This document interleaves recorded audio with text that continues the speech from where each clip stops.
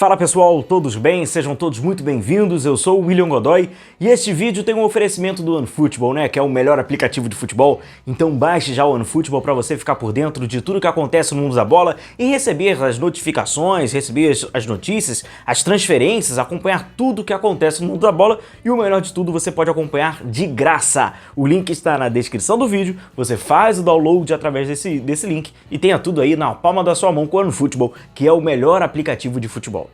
Galera, ontem no Raulino de Oliveira, no estádio de Volta Redonda, o Flamengo venceu o frágil, né? A tabela mostra isso, Resende por 2-0, com um time Bzão, com alguns jogadores do elenco principal, né? Jogadores já formados e com alguns jogadores que estão se formando, que ainda estão nessa transição, com muitos garotos. E o grande destaque dessa partida é o garoto, não foi nenhum jogador já formado, é um garoto que está iniciando a sua carreira, que é o Matheus Gonçalves, de apenas 17 anos, ele que nasceu em 2005. Entrou e resolveu. Mostrou o talento nos jogos da base, repetindo nos profissionais.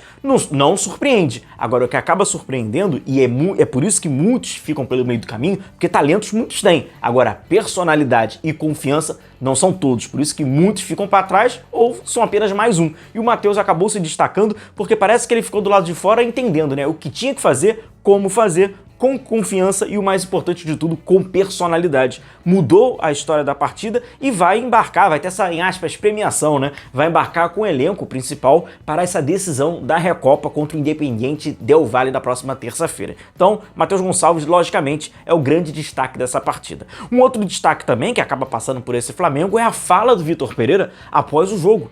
Ele vai mostrando alguns indícios de que está querendo buscar algumas soluções, está buscando dentro do clube, como o próprio Vitor Pereira fala, uma solução para fazer alguma função esta na lateral, função de um jogador que trabalha um pouco mais aberto pelo lado esquerdo. Quem jogou aberto pelo lado esquerdo, iniciando essa partida, foi o jovem Wesley, ele que é lateral direito de formação na base, né? Ele é lateral direito, ele é destro, jogou na lateral esquerda. Em seguida, o Vitor Pereira faz mudanças, Mateuzinho joga ali fazendo a função de um lateral esquerdo. Em seguida, o Marinho faz a função desse lateral esquerdo. Aí ele tem ali um problema para sair. No finalzinho, quem pega ali um pouquinho mais é o Cebolinha. O Flamengo jogou meio que num 4-2-3-1, né? Com o Igor Jesus e o Pulgar praticamente ali na paralela. Em alguns momentos parecia excesso, né, de jogadores para cumprir aquela função ali. Poderia ter mais um jogador à frente, que era um Resende, além de muito fragilizado, obviamente entendendo a sua fragilidade, descia e praticamente todo mundo atrás da linha da bola. Então o Flamengo poderia ter mais jogadores à frente da linha da bola.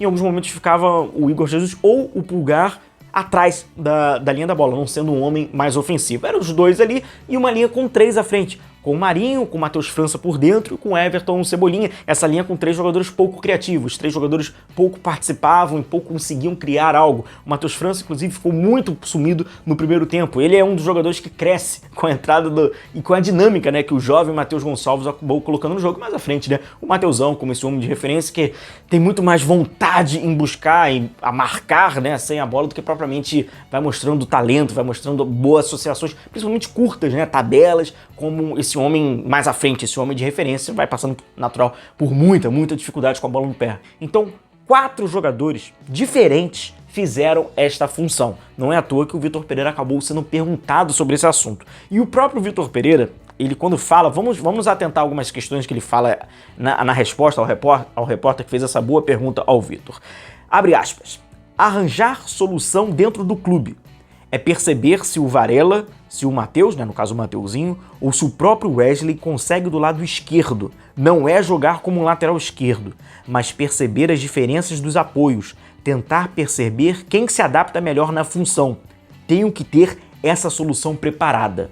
Solução esta preparada para uma possível, né, não podendo contar com Ayrton Lucas, e também com o Filipe Luís. O Filipe Luís vai passando por lesão, é um jogador que recebeu muito poucos minutos desde esse início de trabalho do Vitor Pereira, naturalmente abreviado pela condição física, e por isso, então, o Ayrton Lucas vai suprindo e vai jogando por ele e vai jogando pelo que seriam os minutos do Filipe Luís. Então, naturalmente, o Vitor Pereira liga essa luz amarela, liga esse sinal de alerta, já tentando formar um terceiro lateral esquerdo, tentando ver quem consegue cumprir essa função.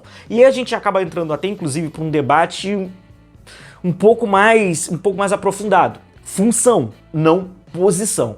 E que funções são essas que o Vitor Pereira quer? Que movimentos de apoio são esses que ele quer? Naturalmente, quando o atleta muda o lado, aqui no Brasil a gente tem um pouco mais de resistência, né? Na Europa é muito comum. Não é à toa que a gente vê vários treinadores europeus que, quando passam aqui no futebol brasileiro, eles fazem o jogador fazer funções diferentes. Os jogadores são muito mais experimentados, né? Inclusive, com isso o apontamos bastante como o Pardal, que está inventando, porque isso é usual. Trippier, lateral direito da seleção da Inglaterra, era experimentado em alguns momentos como lateral esquerdo, inclusive Southgate. Ele experimentava ali e tentava usar em determinados momentos o Trippier na lateral esquerda. Então essa é uma rotina dos laterais na Europa. Não é, por acaso, que o Varela, que inclusive na minha opinião, ele acaba estando um passo à frente dos outros companheiros para fazer essa função. Ele já passou por essa experiência profissional na Rússia, atuando como um lateral esquerdo. Então, até, né, a gente até falou isso por aqui, mostramos o mapa de calor na ocasião. Ele trabalhava como lateral, fazia funções ali do lateral, era praticamente um ala pelo lado esquerdo. Que movimentos de apoio são esses? Defensivos e ofensivos. Naturalmente, o destro, quando está do lado esquerdo, ele tem a perna do fundo, é a sua perna mais fraca. Então, o seu movimento corporal ele vai ter que se readaptar. A rotação corporal dele ela é diferente. O apoio do lateral, se ele não for conseguir no fundo para fazer o cruzamento, ele tem que ir por dentro, já precisa de um outro apoio das linhas mais à frente, né, para fazer a abertura, para ele explorar o meio espaço, para ele já cair ali no corredor interno. Então são várias questões de apoio, saída de bola, o zagueiro, para dar na perna forte dele, é a perna mais atrasada, não é a mais avançada. Então tudo isso, obviamente, ele tem que acabar se adaptando e os companheiros também se adaptarem a ele. O Flamengo não tem esse terceiro, né? Naturalmente, esse terceiro lateral esquerdo de ofício. Então parece que o Vitor Pereira vai fazer essa adaptação. Então está preocupado em ou sobrecarregar o Ayrton Lucas, ou até mesmo o Felipe Luiz, né, passando por uma lesão, o Ayrton Lucas estando fora, vai tentando. Isso acabou, obviamente, me dando surpresa, me surpreende, porque são 4 jogadores diferentes jogando nessa posição, fazendo essa função, e não é a primeira vez. Vai lembrar, né, como a gente até mesmo citou, o Varela e o Mateuzinho. Fato este que o próprio Vitor Pereira acaba verbalizando que vai arranjar soluções que estão dentro do clube. Por consequência, a gente já imagina que o Flamengo então esteja focado em outras posições, né, reforçar outros setores sem ser, e ali vai tentar extrair quem consegue desenvolver da melhor maneira. Então é isso, galera, vamos encerrando por aqui. Próximo jogo do Flamengo é um jogo muito importante, né? É uma decisão, mais uma decisão na Recopa contra o Independente Del Valle, um jogo difícil. Vamos falar bastante sobre essa equipe equatoriana e o Flamengo precisa dar uma resposta. O Flamengo precisa disputar essa decisão e ser mais competitivo do que foi nas duas anteriores, onde o Flamengo no Mundial e na Supercopa estava despreparado. Precisa mostrar, obviamente, uma reação em uma decisão. A resposta, ela é necessária. Forte abraço a todos vocês, continue se cuidando, a gente vai se vendo por aqui. Um abração, tchau, tchau.